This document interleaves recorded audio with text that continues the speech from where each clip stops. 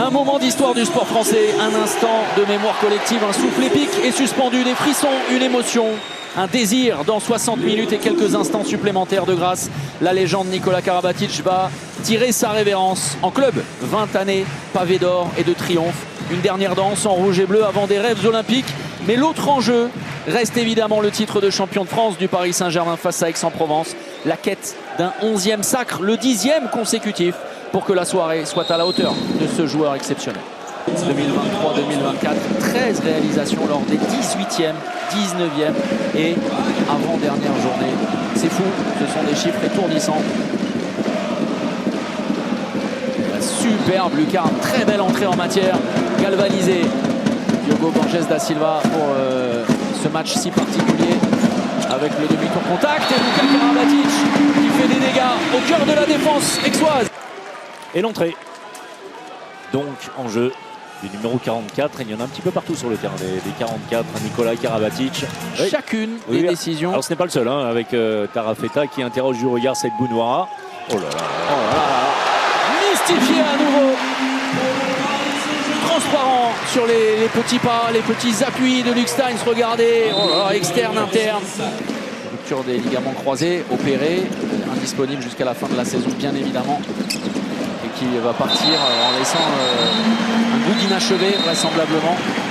Le but inscrit, accordé par Kamil Sipchak, dominateur là-dessus, et un Yann Tarafeta. Ça, c'est embêtant. Oui, qui rejoint ses partenaires pour 2 minutes. On insiste côté gauche. Le voilà, la Karabatic. Le voilà, le premier de la soirée. Ce frisson, ce supplément d'âme descendu du haut de la Cor Arena pour accompagner l'un des derniers pas en carrière en club, en rouge et bleu. Bien servi. De tourner en rond, attention au déséquilibre. On va suivre cette action avec Duarte de loin. C'est bien tiré, encore une fois. De Gilberto Duarte. Renversement, Prandi, Steins. Le jump d'Elohim Prandi. Ça faisait un petit moment qu'on n'avait plus vu ce mouvement chez Elohim Prandi. Les 2 appuis parallèles et ça monte très fort. À Nantes, Nikola Karabatic. L'arrêt de Serdarevic. Et là, attention, le but vide. Le but vide. Oh, superbe inspiration.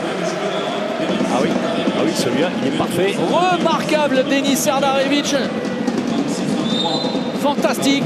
D'abord, ne se laissant pas prendre. Et derrière, cette ogive juste sous la barre. Pour à nouveau de se relancer peut-être et de faire douter les Parisiens avec Tarafeta qui temporise. Diogo Borges da Silva qui est passé. C'est chaque en difficulté dans le duel. Et il n'y a plus que 2 buts d'écart. Parce qu'il n'y a pas eu du tout d'action de jeu. C'est ce que demande Philippe Gardin. Et voilà. Oh là là, la patate de forain. Elohim Prandi à 11 mètres pour ce 37e but parisien. Le dernier pas en rouge et bleu du Paris Saint-Germain, ce dernier effort, cette dernière étincelle pour l'éternité et pour l'histoire d'un club qu'il va quitter avant de rejoindre les Bleus. Ce Nikola Karabatic n'aura pas été un joueur comme les autres durant ces 20 années. C'est une légende qui va disparaître du sport professionnel dans quelques mois. On l'espère au terme des Jeux Olympiques avec l'équipe de France. C'est une célébration à la hauteur du génie qu'est Nikola Karabatic. Le Paris Saint-Germain remporte le titre de champion de France pour la 11e fois, la 10e consécutive. Paris est champion de France pour la 11e fois de son histoire et pour la dernière de la légende Nikola Karabatic.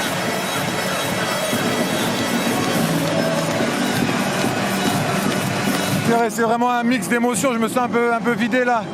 Il y a eu beaucoup de pression, beaucoup de tension sur ces derniers jours, beaucoup d'émotions, plein de choses à gérer. C'était vraiment beaucoup sur ce match et voilà, ma peur c'était qu'on n'arrive pas mentalement à être là, vraiment suffisamment concentré. On savait qu'Aix allait nous poser des problèmes et on a réussi à faire le match qu'il fallait malgré tout. On a vu qu'on a eu des difficultés mais on a su aller chercher les ressources qu'il fallait parce que ce soir c'était un match qui était difficile à jouer physiquement, dans les têtes et puis pour toutes les raisons qu'on connaît aussi. Donc je suis très content qu'on finisse la carrière de Nico en club sur un titre comme ça, qui a été très difficile à aller chercher.